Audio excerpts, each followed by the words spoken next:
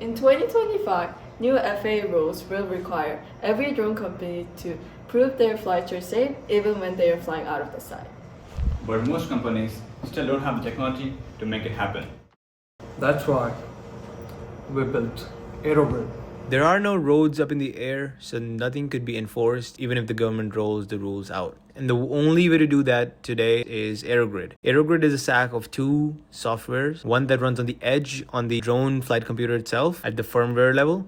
Second is a centralized geofencing software that FAA and private properties and other government bodies use in order to mark that this airspace belongs to this entity and so on.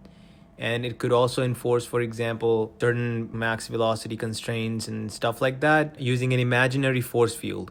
This force field is implemented on the firmware level and is governed from the data that is live published by the government. For example, if the government wants that this region should be barricaded, government could enforce that live using Aerogrid.